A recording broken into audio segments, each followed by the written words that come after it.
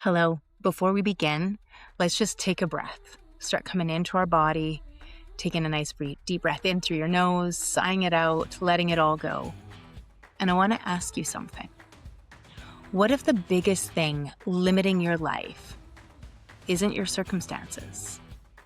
What if it isn't your past? What if it isn't your boss, your partner, your childhood, your finances? What if it's a story? A story you've repeated so many times, you've mistaken it for yourself. A story about who you are, what you're capable of, what you deserve, what is possible. A story that may have been shaping your choices for decades, without you ever questioning it.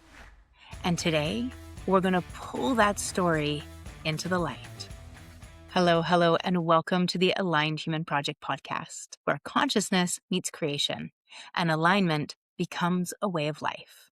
I'm your host, Elgin, and today we're exploring one of the most important distinctions in human development, the difference between identity and conditioning. Because most human suffering comes from mistaking conditioning for identity. And the moment awareness enters the system, everything begins to change.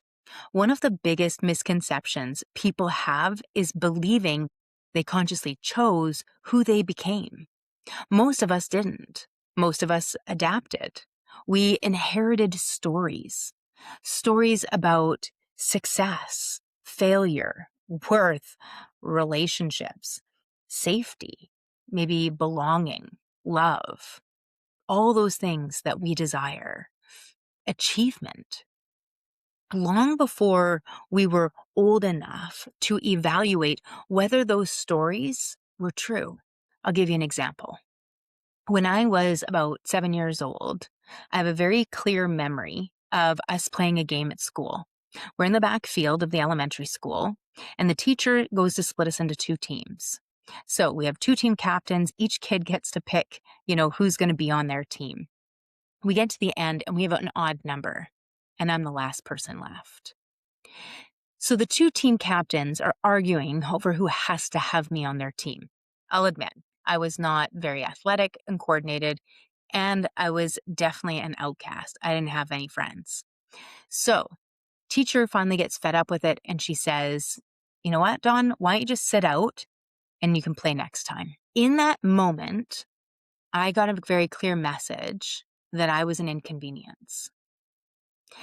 Now, it continued, this behavior throughout school, but what happened was I started to perceive all these things that were happening whenever I asked for help. And a teacher kind of gave me that look like they were tired or frustrated. I perceived it as that I was an inconvenience. Now, as I look back and I went further and further, and I've worked with my own psychologist with this, we went back further and further, and we realized that it came from when I was really young. And that I actually believed my entire life was an inconvenience. But here's the problem. So we have this experience when we're little. It gets repeated. We get examples of it, confirmation bias, all throughout. The event ended. So that was one event that happened at school, one day. And after that, I continued to perceive anytime I wasn't picked, anytime that people gave me a certain look on their face, that they were saying I was an inconvenient. The event ended, but the story remained. This is where neuroscience becomes incredibly interesting. One of the dominant theories emerging in neuroscience today is something called predictive processing. In simple terms, the brain is not primarily reacting to reality. It's predicting reality. Every moment, your brain is taking information from the past experiences, memories, beliefs, emotions, and expectations, and using it to create prediction about what is happening now. This allows the brain to conserve energy and keep us safe. But it also means something important. We don't simply see the world as it is. We often see the world through the lens of what we expect to find. This is where confirmation bias comes in. Confirmation bias is the tendency to notice, remember, and prioritize information that supports what we already believe. If we believe I'm not good enough, I unconsciously notice criticism more than praise. If I believe people can't be trusted, I'll notice betrayal more than loyalty. If I'm believing that I'm unworthy of success, I become highly aware of failures while dismissing accomplishments. The brain isn't trying to deceive us. It's trying to remain consistent with the identity it already knows. So psychologists call these identity structures self-schemes. A self-schema is essentially an internal map of who we believe ourselves to be. Over time, we develop stories such as, I'm the responsible one, I'm the achiever, I'm the caretaker, I'm the one who gets overlooked, I'm not enough, I have to prove myself. Once these self-schemas become established, they begin influencing our perception, behavior, decisions, relationships, and even what opportunities we believe are available to us. And this is where the default mode network becomes important. See, the default mode network, often called the DMN, is a network of interconnected brain regions that become active when we're focused on an external task. It's involved in self-reflection, autobiographical memory, future planning, mental time travel, and maintaining our sense of self. In many ways, the DMN helps us answer the question, who am I? The challenge is that the DMN doesn't necessarily maintain truth. It maintains consistency. So if your identity has been built around survival, the default mode network will continue rehearsing that identity. It will replay familiar stories, reinforce familiar beliefs, and strengthen familiar emotional patterns, which means the brain can become extraordinarily efficient at recreating a version of you that was originally formed through adaptation. This is why awareness matters so freaking much, because the moment we become conscious of the story, we interrupt the automatic process. The witness begins observing what was previously unconscious, and something remarkable happens. The story can still exist. The memories can still exist. The conditioning can still exist. But we stop confusing them with the question, who am I? This is where neuroscience and spirituality begin to meet each other. Neuroscience shows us how the brain creates and maintains identity. Spiritual traditions have been pointing toward the same realization for thousands of years. You are not the thought. You are not the story. You are not the conditioning. You are the awareness, noticing it all. And the moment awareness enters the system, choice becomes possible. So now let's go back to that story I had about myself. Now, this only came out last August. It's not like it was years and years ago. I truly believed that I was an inconvenience, and therefore I did and behaved in ways to be the opposite. It affected my relationships, in my ability to ask for help, to allow or even ask to be celebrated. I wouldn't even celebrate my birthdays. It's not that I didn't want anybody to know that I was embarrassed. I believed that it was inconvenient for people to have to put out any form of effort. Even though I had no problems doing it for everybody else, it affected my parenting, my ability to hold standards or ask for things from my children because I didn't want to inconvenience them. Things that other people would be totally content with, that would be normal. See, when we perceive that the stories of our past are true, then we will look for evidence of it, or we'll do everything to not get evidence of it. Because the truth is, we don't see reality. We see our stories about reality. Recently, I read Carol Dweck's work on mindset, and I think it becomes even more powerful here. Carol Dweck gave us fixed mindsets versus growth mindsets. But I think there's a deeper layer. Most people don't have fixed mindsets. They have survival mindsets. A mindset that is organized around safety, protection, belonging, predictability. Same thing, but words are going to matter here. And a survival mindset creates a survival story. And those stories are things like, I must achieve to matter. I must be perfect to be safe. I must be liked to belong. I must take care of everyone. I must never fail. These stories make perfect sense because they helped us as children survive. We go back to that first story again, and we'll now move it into my marriage. There are things that just became so familiar to me, I didn't even notice I was doing them. Things that I didn't realize, where if I would even lean into the discomfort of asking for help, if somebody said no to me once, I would never ask them again. Because the idea was I took a no for help as rejection. It impacted my relationship with my husband so much that for 5 years, even when we were living together, I wouldn't ask him to stay with my son. We're a blended family. And so one time at the very beginning, when we were just starting dating, I'd asked him for help with something. Now, he's got his own stuff that he's going through, and he said no. We've talked it over. I'm fully aware of why he said no at the time. But I took it as confirmation of my story that I was inconvenient. And so to never feel that way again, to protect myself, my survival story, I wouldn't ask him for help. So I had deals with friends that also were single moms, and we would swap. If I had to go away from work, my son would hang out with their kids.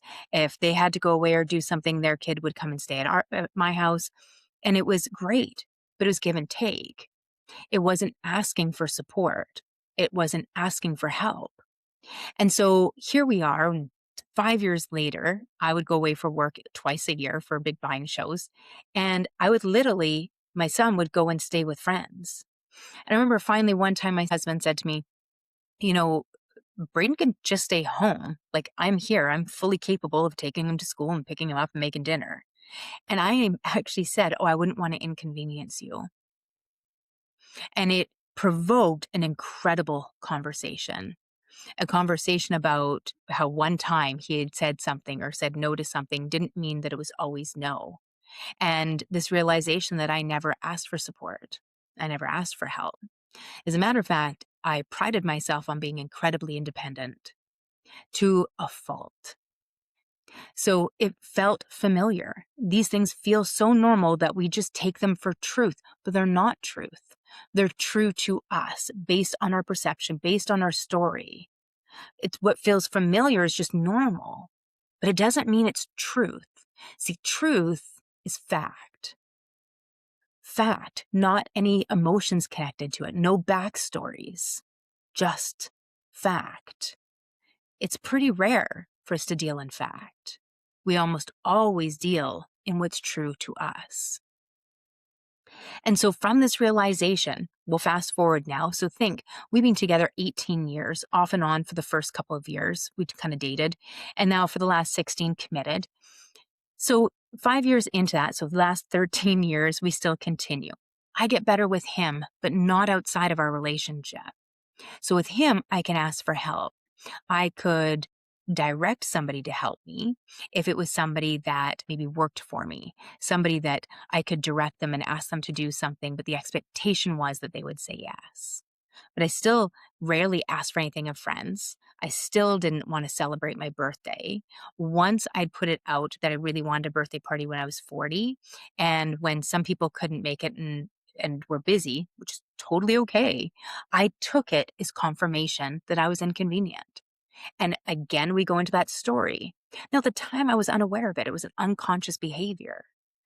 But once I became aware of that story, which oddly enough would get triggered at my 50th birthday, once I became aware of it, I could now take it forward. And with my psychotherapist that I work with, Carol Luck, we use EFT tapping to help release these stories, to help resettle the nervous system to come into it. There's tons of ways that we can do this. NLP, EFT, emotional freedom technique, different terms within counseling, within coaching. There's so many different ways we can do this. Somatic work. So we pick the one that's best for us. My point is, though, this started when I was little. I was 50 when I finally realized I was so conscious of it and the impact on my life that I was finally able to deal with it. But the key here is the story wasn't irrational. It was protective. Now, this is why the 5 elements is so powerful. Each element tends to organize around different survival stories. So the wood is I matter when I achieve. For the fire element, it is I matter when people like me. When it's the earth element, I matter when I take care of everyone else, even at the cost of me. Metal element, I matter when I get it right. And the water element is I matter when I stay safe. Different stories, same function, protection.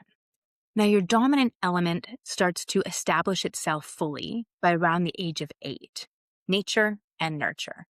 And the element itself isn't the wound. The element is the lens through which we experience the world. So think nature loads the gun and nurture pulls the trigger. So for myself, personally, I'm a dominant wood element. So the wood child is naturally driven toward autonomy, growth, achievement, and self-expression. And when that energy isn't supported, or when achievement is heavily rewarded, the child may learn, I matter when I perform. I matter when I achieve. So the survival strategy becomes achievement, and the adult pattern becomes overworking, proving, and perfectionism through productivity. Now, for a dominant fire element, the fire child is naturally relational, expressive, playful, and connection-oriented. When connection feels inconsistent or approval becomes highly valued, the child may learn, I matter when people like me. I belong when I make everyone happy. So their survival strategy becomes approval, and the adult pattern becomes people-pleasing, performing, and a fear of rejection.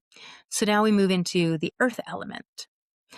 The earth child is naturally nurturing, empathetic, caring, and relationship-centered.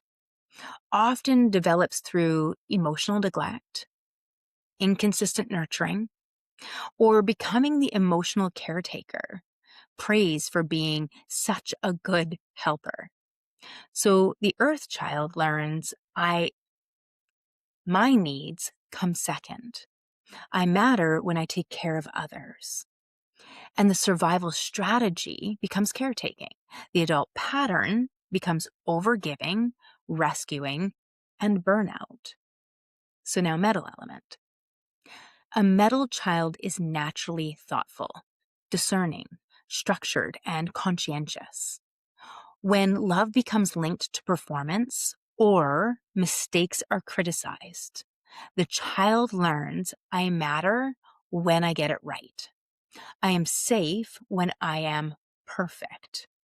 So the survival strategy becomes perfection.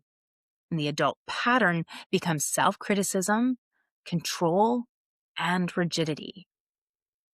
Now, finally, we have water element. A water child is naturally intuitive, reflective, sensitive, and deeply aware. And when the environment feels unpredictable, chaotic, or unsafe, the child learns, I am safe when I stay small. I am safe when I don't take risks. So the survival story or the strategy here becomes protection. And the adult pattern becomes hesitation, self-doubt, and fear of visibility or fear of being truly seen. See, the element here, though, isn't the problem. The wound isn't the problem. The survival strategy isn't even the problem. The problem is when we mistake adaptation for who we are. Because underneath every single adaptation is a gift waiting to be reclaimed. Wood is vision, the visionary. Fire is joy. Earth is compassion. Metal, wisdom. And water is trust. And that's the journey of alignment. This is where Michael Singer, Eckhart Tolle, Field and Form, and where the Aligned Human Project all meet. The thought is not you. The emotion is not you. The story is not you. The adaptation is not you or the maladaptation. You are the awareness noticing it all, the witness. And the moment the witness becomes conscious of the story, choice becomes available. Awareness creates distance between you and the experience, and distance creates choice. And choice creates alignment. And if today's conversation is resonating, make sure you listen to the last week's episode, the hidden link between fixed mindset and survival. Because before we can change the story, we have to understand why the nervous system keeps protecting it. Now let's drop into a quick embodied practice. Go ahead, if it's safe for you or feels comfortable, you can close your eyes. And just take a breath, breathing in through the nose, nice and slow, starting to slow that breath down. And then sigh it out through your mouth with a gentle ha or a sigh of relief. And again, breathing in through the nose, slowing it down, let the belly fill, the ribs fill, all the way up to your collarbones. And then exhale through the nose or the mouth. Either one, sigh, gentle, let it all go. Let it wash back out. Feeling that breath in your body. And now ask yourself, what story have I been carrying about myself? What do I believe about my worth, my success, my relationships, my future? And let the answer just rise, nice and quiet.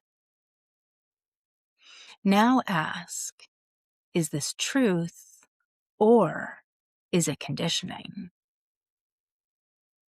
And just trust the quiet knowing that comes up here. Might feel like a whisper, maybe just know a little nudge. And then ask, who would I be without that story? And allow yourself to imagine or visualize this option, this alternate reality of yourself. This is a great meditative practice that you can do with a journal, just letting yourself visualize and imagine. Most people are trying to change their life without ever questioning the story that's creating it. The story may explain your behavior. The story may explain your patterns. And the story may explain your struggles. But it does not define you. Awareness reveals the story. Understanding explains the story. But alignment transforms the story. If today's conversation resonated, I want to invite you to take my free 5-element alignment assessment. It will help you uncover your survival patterns, your stress adaptions, your leadership tendencies, your unconscious stories, because awareness creates choice, and choice changes everything. And if you're ready to go deeper, this is the work we do inside Align Your Life. Aligned Living, the Alignment Operating System, and the Aligned Human Project. If you're here to build a life that doesn't cost you your nervous system, to lead, love, and create from alignment instead of survival, you're in the right place. This is practical spiritualism. This is the Aligned Human Project. And this is where we stop mistaking conditioning for identity and start remembering who we truly are. So keep pausing, keep feeling, and keep choosing. Remember, you are the witness. You shape your field, and your field shapes your life. You are not here to fix yourself. You are here to remember yourself. Because when you align with your truth, everything else begins to align with you. If this episode sparked something inside you, hit follow or subscribe and share it with someone walking their own path of awakening. And if you're ready to go deeper, you'll find free resources, programs, and community spaces waiting for you at practicalspiritualismco.com. Remember, alignment isn't a place you reach. It's a practice you live. So keep pausing, keep feeling, keep aligning. You are the field.